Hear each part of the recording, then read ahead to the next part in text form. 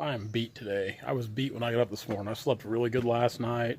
When my alarm went off this morning, I did not want to get out of bed. I am still tired. I've been dragging all day. Of course, I went and cut in this hot, humid heat, and that was awful. Now we're here at Brandon's shop working on this other 548, trying to get up and running. Turns out, itching. Turns out it was a clutch and pressure plate on our other D model that's still broke down, which we'll try to get it up and going this week. Got a new clutch and pressure plate that'll be here tomorrow. I've got to pick them up tomorrow afternoon, so when I leave the timber, we'll probably cut till, I don't know, 11 so tomorrow. So when we leave the timber, we'll go pick up the clutch and pressure plate, and that's probably going to be Wednesday's project because they're calling for rain Wednesday, Thursday, Friday, Saturday, Sunday here. Chances, but still, this time of year, these pop-up storms can cause havoc. We can't work when it's too wet where we're at, so telling you, itchy nose. So yeah, busy week, never ends, always busy. But we're working on the skidder, and you'll see this towards the end of the video, what we're doing to the skidder here. So just some minor things, nothing super major like the other D model. So enjoy today's video. It's not real action-packed. For one, I was tired, and I really didn't get a chance to put my phone down to show any kind of cutting where I was at because it was like a jungle today, and you'll see that as well. So the rest of the week, hopefully we're a little better. I think Dad's going to come to work tomorrow. I hope he does. He can bark trees for me while I go cut. So we'll put Dad to barking with the axe. Working on the new high-vis shirt for logger threads. Pretty excited about that. A lot of people seem really excited about a high-vis shirt, which I don't wear them. I wear just a standard black Turner logging shirt when I'm at work, but the high-vis, especially this time of year, if you're working around a lot of mechanized stuff like cutters or skidder operators, you're a guy on the ground, I could definitely see where high-vis would be the way to go. When I ran a crew here a few years ago, one of my cutters, he did wear high-vis, and I think one of our skidder operators wore high-vis. So, yeah, definitely looking forward to it. A lot of people seem excited about it. Guys, thanks a lot for following. Be sure to like, subscribe, comment. We love having new subscribers. Love having you guys along. I know a lot of you guys that watch aren't subscribed. I know that. I check the numbers of this channel. So definitely check that out. Logger threads, man, the more stuff we sell on logger threads, the quicker we come out with new designs, new products. So definitely support your local logging apparel company, or one of the only logging apparel companies. Anyway, for now, I mean, who knows what the future holds. Yeah, check us out. I mean, after the show this weekend, I know a lot of people that once they can kind of put their hands on our equipment, they kind of knew it was a little different than anything else they're wearing. It's pretty legit, and I think a lot of the other vendors around us down there, you know, when they seen us do what we did, they were like, man, these guys might be for real. Which, I mean, anything I get into, I put everything I got into it. I don't mess around. Don't matter if it's logging, apparel, or even software development like with Timber Tracker. So enjoy today's video. Thank you so much for hanging out. Loggerthreads.com, timbertracker.net, turnerloggingllc.com. Like, comment, and subscribe here. Guys, we'll see you tomorrow. We'll be back in the woods cutting that walnut. So, have a good night. See you later. All right, Monday morning, pulling up to the new job site. I actually drove by once, but I thought there was an entrance here. This little creek we're cutting on, Turnback Creek, runs into Stockton Lake. But I thought we could pull in right here, but apparently we cannot. Some good trees out there. Of course, those are some of the tall ones out there in the open. We're going to bring those down, but a lot of them lay back there on that creek. You can see all those tall walnut trees in there. Not even for sure where we're going to load these things out, to be quite honest. This might be a tricky job, and it's things like this. I mean, this is where, you know, the skid, I'm sure you guys get tired of me talking about that skid steer, but man, this is where you got to have it right here. I don't even know where I need to drive down there, but gosh darn, I hate to drive through the yard, especially in this big old truck, and I think we'll just park right here off to the side. I guess we're going to walk down there, which sometimes that's what you got to do. Sometimes that's what you got to do. Now, I think the best advertising there is cutting timber along a highway. Because people, especially a busy highway, because people are constantly driving by. People are constantly looking, seeing what you're doing, especially someplace like this where these big trees have been here a while. And all of a sudden, hey, there's some guy out here cutting these trees, and hey, all of a sudden there's some equipment out here moving these things around. And the cherry on top of this deal will be these tree tops. Now, as I've been cutting the tops up too, which, yeah, it does. These little 661s, it does take up quite a bit more fuel working the tops up. So I'm not able to cut as many trees on a tank of gas, but that's okay, because when we bring the skid steer in, probably right there where you see that kind of burn pile now, we'll take all these tops with the brush grapple and we'll pile them in there nice and tight for burning, and it'll look really good. It'll really open this up, and as you can see, I'm almost cutting these things too low to the ground. I really am, because just like on this one, on the back side, I nearly got in the dirt. I come in kind of crooked on my entry when I bored. So I'm cutting them close to the ground where they can run the brush hog over them. But at the same time, now I'll go back here and I'll cut these spurs off to where those spurs aren't there. And they can just, like I said, run right over this with a brush hog. Easily run right over the brush hog. So he'll be able to keep his pasture nice and neat. Now, when I first looked at these trees, grass and everything hadn't come on. There was no leaves on the trees. And now it's like working in a jungle. This is the worst part about summertime logging, is just you get here in this tall grass and weeds. I absolutely hate it. I hate wading through here. If you ever wanted to go on a snake hunt, come down here in these little low bottoms like this, you're almost guaranteed to find a copperhead, one or two. They love these little low bottoms like this, close to this creek out here. Tall grass, they can hide real well from predators.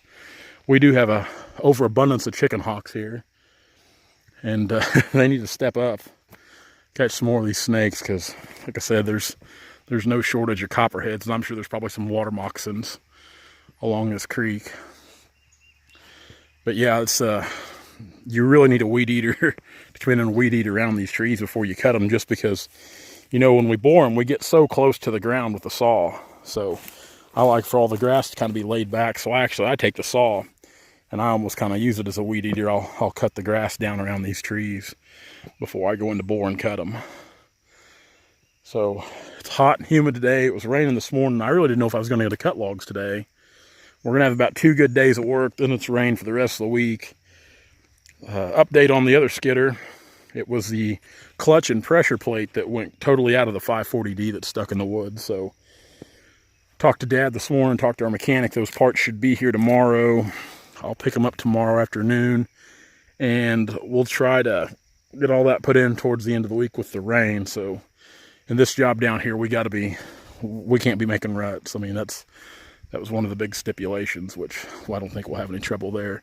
And really, I think this ground closer to the creek down here will be pretty firm anyway.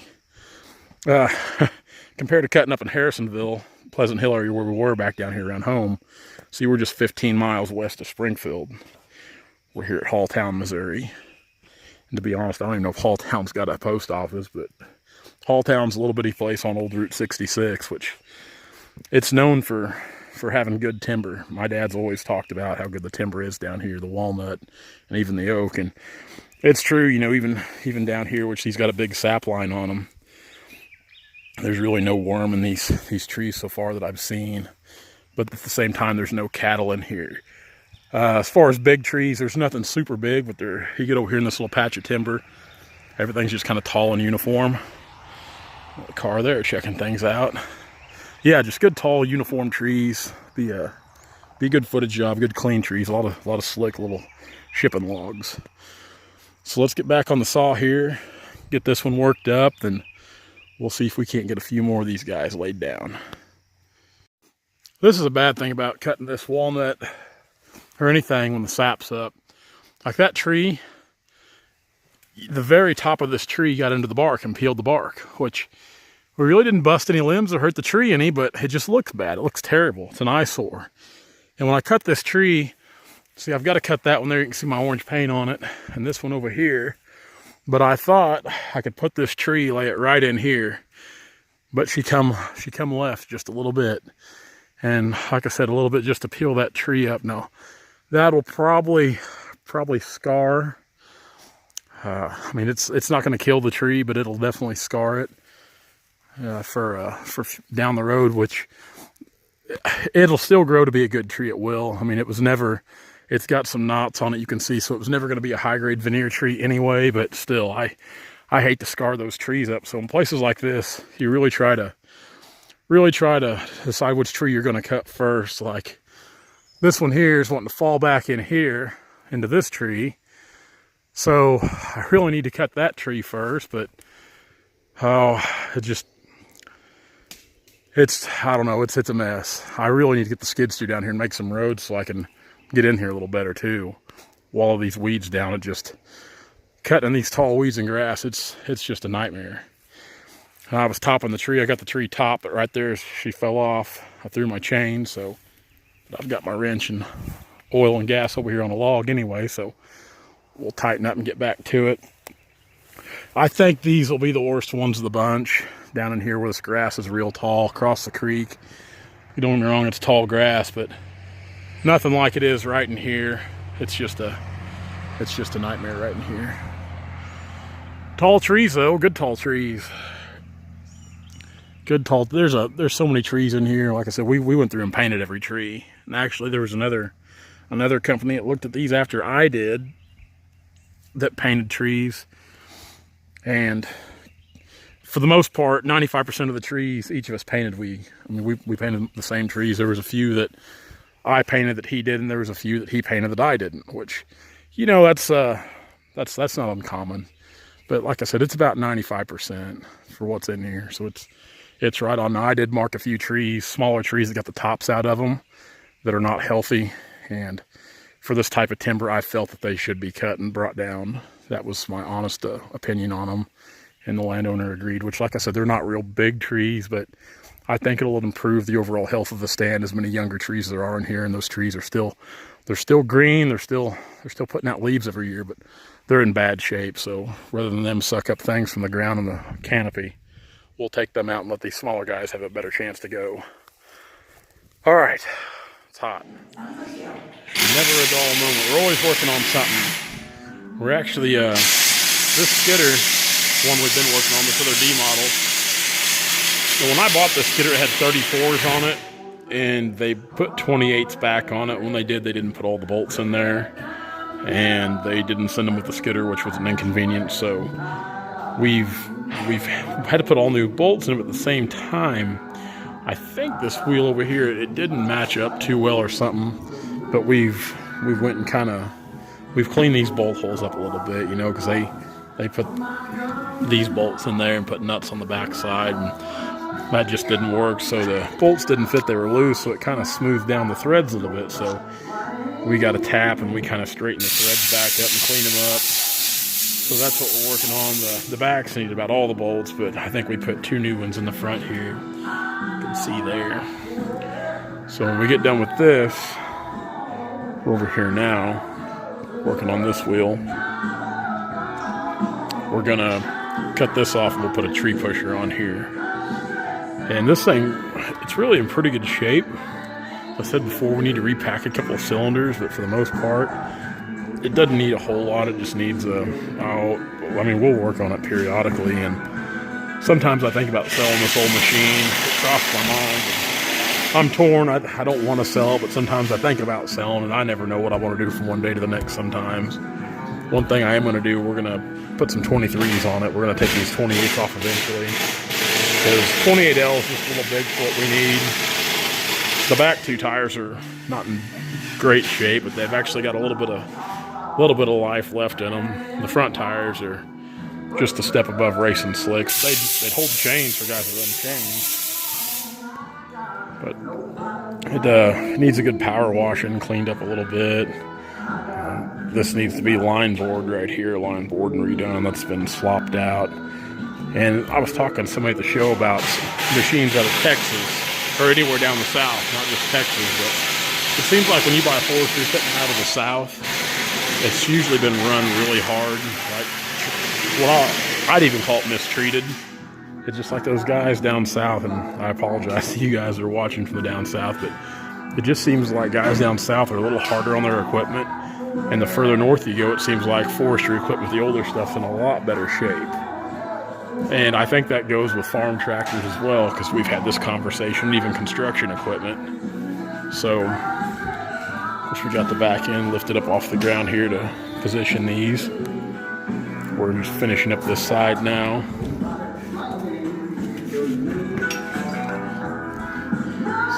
Putting the right bolts in there.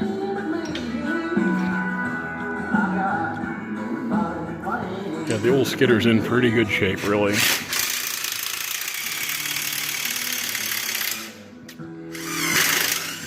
Taking a new, cleaning up the threads. What do you call that thing? A tap or a die? Tap. Taking a new tap to it. You know, this is a skidder. We totally rebuilt the engine on it, so it runs good now. But really, it's pretty dry for the most part.